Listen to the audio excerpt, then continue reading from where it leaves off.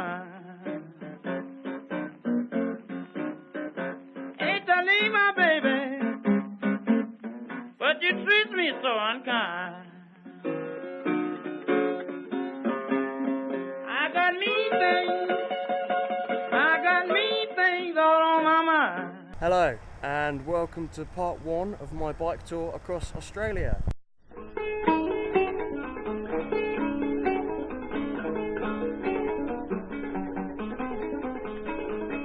Going to build me a log cabin on a mountain so high, so high.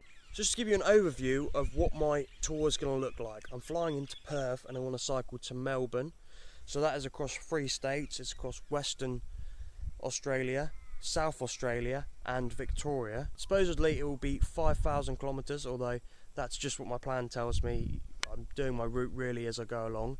I plan to spend £11 a day here on average, which is very ambitious. That's £8 on food and £3 on accommodation a day. So it is day 1 of my bike tour. Flew into Perth 6 days ago, spent 6 days there, 4 in the centre, 2 in Fremantle. Really like Fremantle actually, it's a lot nicer. And today I've just gone just over 100 kilometres to this rest stop here. It's just off a really main road. I've seen lots of, what I've been craving to see actually since landing in Perth is something that makes it a bit different to England. And I've seen lots of nice wildlife today, like kangaroos I've seen, camels, some colourful parrots, and a cool looking lizard with like a blue tongue. So this is where I camped last night. You see it's quite close to the road, but it's not been busy overnight especially. It's completely silent out here. Nice little spot. It had to squeeze the tent in and it's on a bit of a slope, so it's not perfect, but did the job last night. Hello, so last night got to 4 degrees, a bit colder than I was expecting so far, and right now I'm about to have a bath and wash some clothes. So yesterday I did 50 kilometres on the bike, so it's a really short day but a really tough day, just not up for it for some reason. My motivation was right down. I left early from the campsite before, but then in the evening I got to a really nice campsite, had a water tank with rainwater, so I could use that, and I had a fire pit. So on the fire pit I made my dinner, I made myself a coffee, and then with the last bit of embers warmed up some water in the pan and had myself a warm shower, so that was lovely. So today I've got 80 kilometres to do, so longer than yesterday, but I'm already feeling much better on the bike, just going through the kilometres without even really thinking about it. Whereas yesterday I was getting obsessed with the mechanical working of the bike and trying to make it run really smoothly when probably didn't need any fixing really. Today I just plodding along. Here we are, and as expected, there's no one here, as has been the case in my last 4 or 5 free camping spots. There's no one here. Looks like there's a water tank, looks like there's a toilet. And most importantly, through the trees there, there's a massive lake. So this is my last free camp on the way to Albany. I've free camped every single day here. You can see there's a lovely little shelter here, a washing line to put my wet stuff from my river swim that I've just done, or lake swim, sorry. And I've just got my bike under the shelter as well. And I'm just about to start a fire here and cook dinner. Tonight I'm cooking some mee goreng. I've got 3 packets there, and just cooking up some onion and courgette at the moment over the fire. So I'm coming into Albany now. Nice to get back into a town after being in the middle of nowhere for so long. I'm going to spend 2 nights in the hostel, and I'm going to use the day in the middle just to do some groceries and some washing. I just left Albany today, and I'm off to Esperance, which is just under 500 kilometres away. I'm going to try and do it in 5 days. So today I'm going to a rest stop which is 115 kilometres from Albany. At the moment I'm 75 kilometres into that ride. I've just got another 40 left. Yesterday was the first day that I've had on tour so far where it rained. It wasn't too heavy, but overnight there was a lot of rain, so I packed up my tent now. It's quite muddy and wet, which isn't ideal, and that's why I've left a bit late, just after 10 o'clock.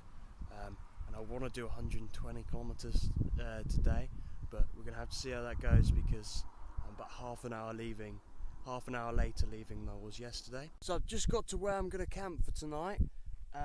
This is it. It's literally, it looks like a road, but this is a lay-by off the main road. I basically had some kind of miscommunication between my Campermate app and my Maps.me app, so I've ended up here, which I thought was going to be a better spot, but I'm literally just, it's the flattest bit of ground I can see, which is mud, so I'm going to stick the tent up there. So today I've had my longest day on the bike. It's rained pretty much all day, and yeah, I've just been fighting the sunset to get to this point. Turns out it's not a campsite or really a rest stop of any sort, so you know, it happens. Just coming into this town now after 120 kilometres of just bush and a few farms, so nice to be back in the town, and it's going to be nice to have some lunch today after 60 kilometres. So I'm on my way to my rest stop for tonight.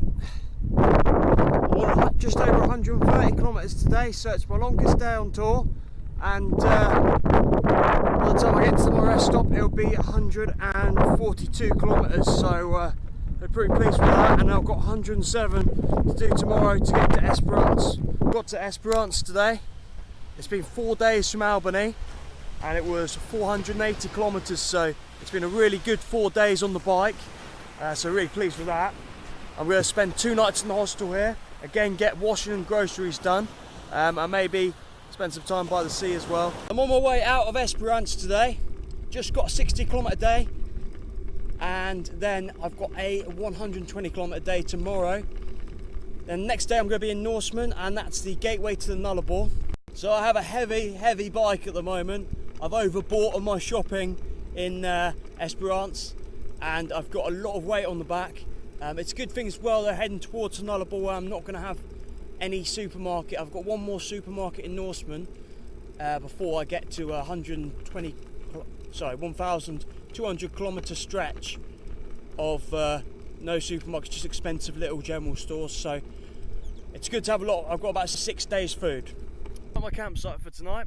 See, the sun's just setting behind me, so I've got there a good time. Just put up the tent here. It's all kind of sand roads here. There was a massive swarm of termites earlier, or flying ants or something, but it seems to have pretty much gone now. Still a lot of flies around here. And also I've had a little look around the area. It's a nice spot actually, it's just in the middle of nowhere. I don't think anyone's going to disturb me here.